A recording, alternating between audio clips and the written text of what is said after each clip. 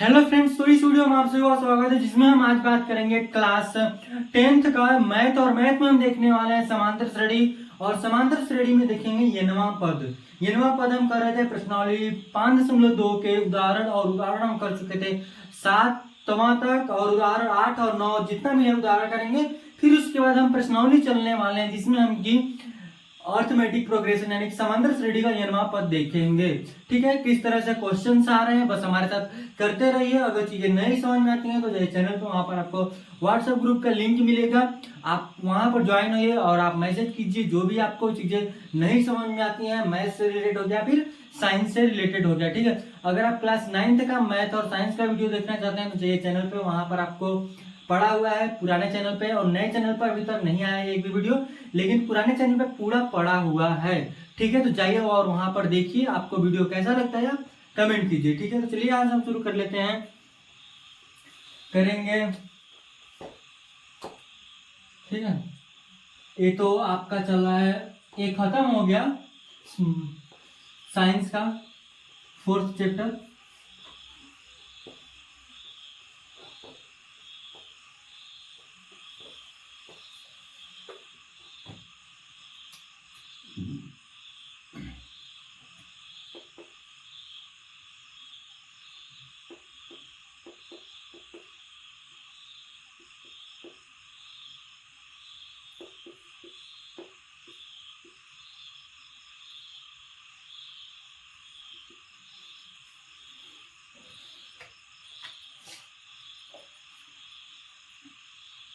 तो हमारा ये 8वां उदाहरण क्या कर रहा है, प्रश्नावली 5.2 का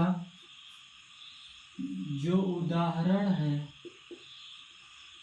8, वो बोला है कि अर्थमेटिक 10, 7, 14 -62 का अंतिम पद से ग्रहण पद ज्ञात कीजिए। ठीक है, अंतिम पद से ग्रहण पद हमको ज्ञात करना है। ठीक है, अंतिम पद से हमको यहाँ से ग्रहण पद ज्ञात करना है, तो कैसे करेंगे? अंतिम पद से ग्रहण पद कैसे हम ज्ञात करेंगे, तो ध्यान से देखेंगे, यहाँ से चीजें आप सभी को समझ में आ जाएंगी। ठीक है, अगर हम अंतिम पद से ग्रहण पद ज्ञात करने के लिए हम पहले क्या करेंगे, कुल पदों की संख्या निकालेंगे कि हमारे पास कुल कितने पद यानी कि n का मान निकालेंगे पहले। ठीक है, बात समझना। तो इसको हम करेंगे हल। हमको a1 का मान दिया है 10, और b जो है a2 - a1 करने पर निकल जाएगा क्या 7 - 10 यानी कि -3, वो भी सर्वांतर का मान निकल गया। फिर उसी तरह से हमको an का मान दिया है -62, तो क्या हो जाता है कि an = 8 प्लस में n-1 और d हो गया। ये 62 माइनस के a का मान का है 10 है, और n का मान कितना है निकालना है, और ये हमको माइनस का दिया है। तो माइनस का 62 = 10 - 3n + 3, इसको करेंगे जोड़, और 13 आएगा इधर माइनस में, तो -62 और माइनस का 13 और माइनस का 3 यानी इसको जोड़ेंगे तो माइनस का 5 और यहाँ से 7 = -3n। काटेंगे 3 5 मतलब 3 25 बार में कट जाएगा, n का मान क्या आएगा 25। यानी कुल हमारे पास कितने पद हैं, हमको कुल पदों की पहले संख्या निकालनी थी, तो हमने कुल पदों की संख्या कितनी निकल गई 25। हमारे पास कुल यहाँ से लेकर यहाँ तक कुल 25 पद हैं, तो हमको ग्रहण पद निकालना है। क्या ग्रहण पद निकालना है? ठीक है, तो अगर हम 25 है, ठीक है,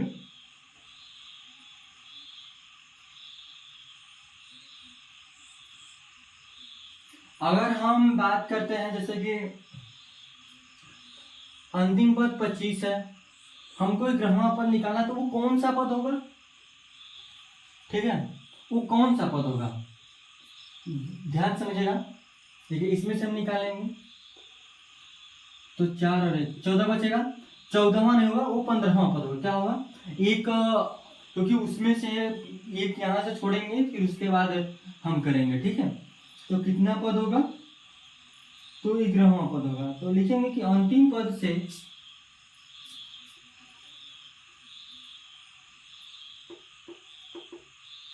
अंतिम पद 11वां पद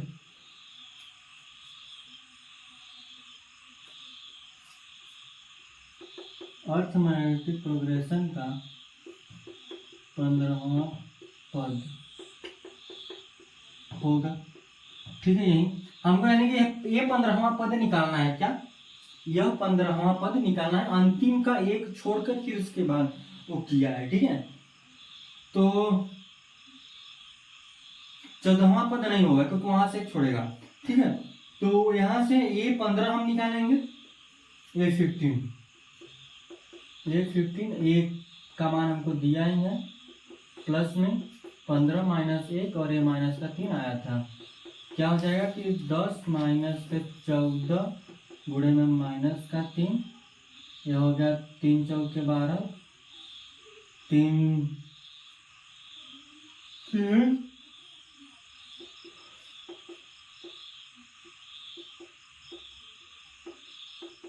ये क्या हो गया? माइनस का 32। क्या हो गया? माइनस का 32 आ गया। 11वां पद क्या होगा? माइनस का 32 होगा। अंतिम से हमको न भी शुरू से पूछा है, बोला है कि अंतिम से 11वां पद माइनस 32 होगा। अंतिम से इस साइड से, न कि आगे के साइड से। ठीक है, ये हो गया 8वां। अब हम कर लेते हैं 9वां, जो कि वैकल्पिक हल है। वैकल्पिक विधि से हम हल करेंगे आगे क्वेश्चनों को। तो हमारे साथ इस तरह से बने रहिए, क्या क्या चीजें हो रही हैं, आपको सारी चीजें क्लियर होती रहेंगी। ठीक है, ये आप स्क्रीनशॉट लीजिए।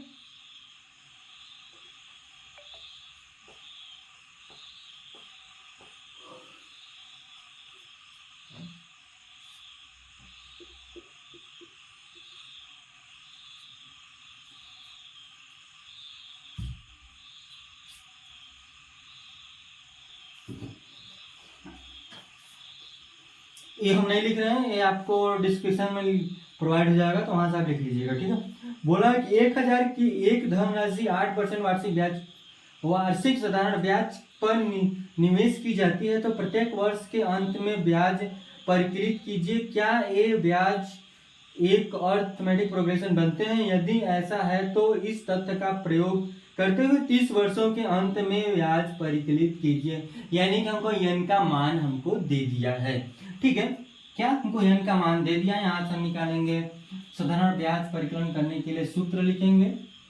ठीक है, तो क्या होता है कि साधारण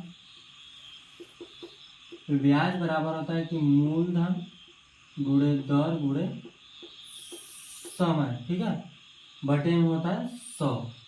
तो हमको 1000 दिया है 8% पर, पहले वर्ष के लिए निकालते हैं, इससे कैंसिल, यानी कि 80 रुपया ब्याज निकलेगा। क्या?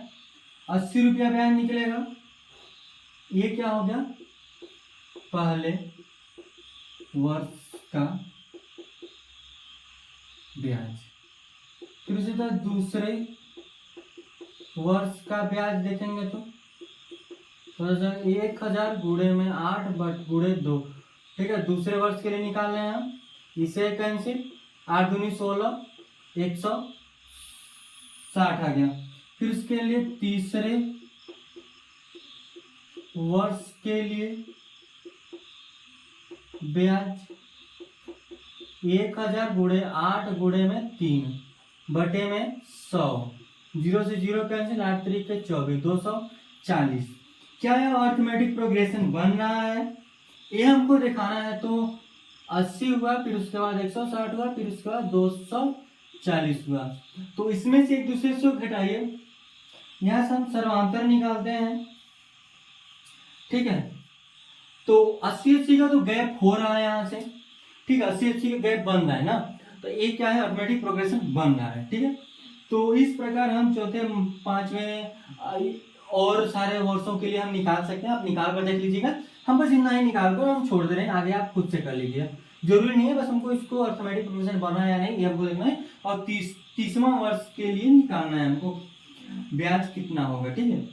तो ए का मान यहाँ से हमको पता चल गया, कितना हो गया, 80 हो गया। ये है अर्थमेटिक प्रोग्रेशन हम बना रहे हैं। फिर उसी तरह से यहाँ से डी का मान हो गया, तो 160 माइनस 80 करेंगे तो हमारा 80 ही आएगा, डी का मान हो गया, ठीक है। अब निकालते हैं हम ए 30 के लिए, ए का मान 80 है, प्लस में 80 माइनस 1 गुणे में कितना हो गया, यहाँ से यहाँ भी 80 हो गया, यहाँ 80 नहीं होगा, यहाँ पर 30 हो जाएगा।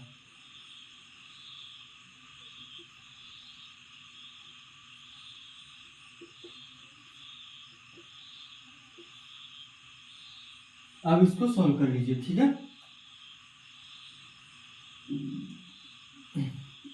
8 9 के 72 के 2 7 से 8 दूनी के 16, 16 में 2 जोड़ेंगे तो हमारा क्या हो जाएगा, 23, फिर 0 प्लस में 80, इन दोनों की ओर दो 0, ठीक है। यहाँ से फिर 0 हो गया, 3 1 4 हो गया, और 1 2 हो गया, कितना हो गया, 2400, कितना आया, 2400 आ जाएगा।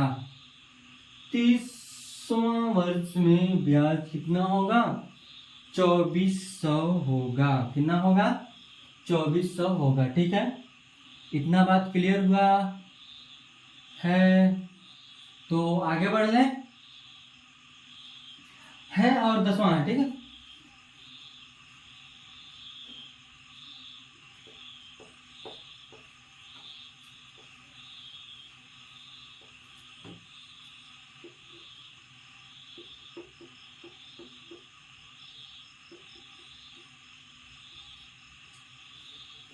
बोला है कि फूलों की एक क्यारी की पहली पंक्ति में 23 गुलाब के पौधे हैं, दूसरी पंक्ति में 21 गुलाब के पौधे। तीसरे आज देख लेते हैं, थोड़ा वीडियो कट गया था, ठीक है। 10वां क्या बोला उदाहरण कि फूलों की एक क्यारी है, क्यारी में पहली पंक्ति में 23 गुलाब के पौधे हैं, दूसरी में 21 और तीसरे में 19। तो इसी उसकी अंतिम पंक्ति में 5 गुलाब के पौधे हैं। तो पहले में 23 हमने लिख दिया, फिर दूसरे में 21 19, इसी तरह करते करते 5 है, अंतिम में 5 है, ठीक। बात समझ आए? तो कुल कितनी पंक्तियां हैं हमको ज्ञात करनी है। तो देखिए हल करेंगे तो A1 का 23 है और AN हमको 5 दे दिया है। D हम निकालेंगे कि 21 में से 23 माइनस करेंगे तो D का मान हमको पता चलेगा कि माइनस के 2 है, ठीक है। 23 में से 1 घटाएंगे तो, और हम 21 में से 19 घटाएंगे तो वही बचेगा, ठीक है। तो ये हो गया D का मान। और इसी तरह से हम A यानी इक्वल टू A प्लस में n-1 और D, ये क्या है 5 है, A का मान कितना है 23 है, n निकालना है और A माइनस का 2 है, ठीक है। 5 23 2n प्लस 2, ठीक है। 25 है, 25 इधर गया, माइनस का 20 हो गया और 2n माइनस माइनस माइनस से 2 से ये n बराबर कितना है 10। कुल कितनी पंक्तियां हैं उसमें 10 पंक्तियां हैं, ठीक है। ये हो गया सॉल्व। ये हुआ पूरा प्रश्नावली खत्म, नहीं सॉरी, इस प्रश्नावली के सारे उदाहरण हुए खत्म, ठीक है।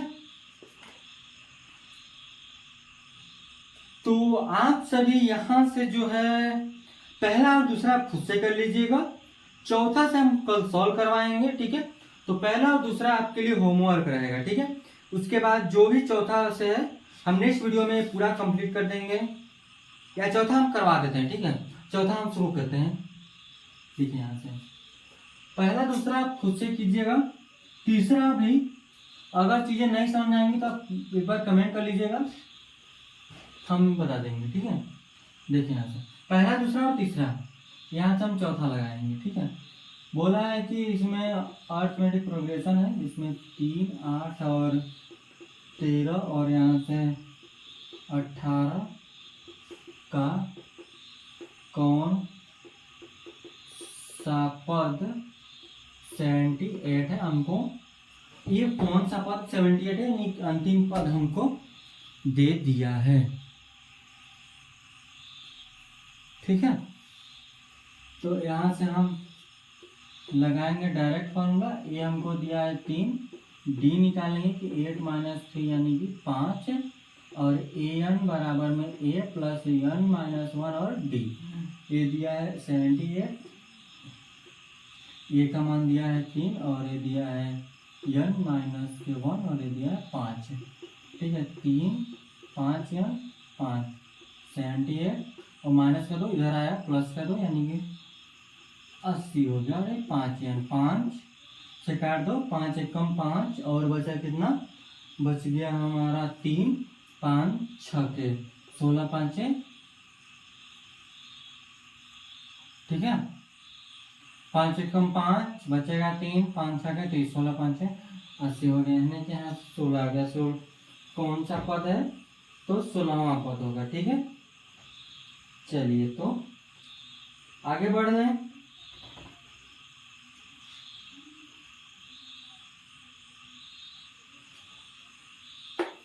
क्या आ गया, 16 आ गया।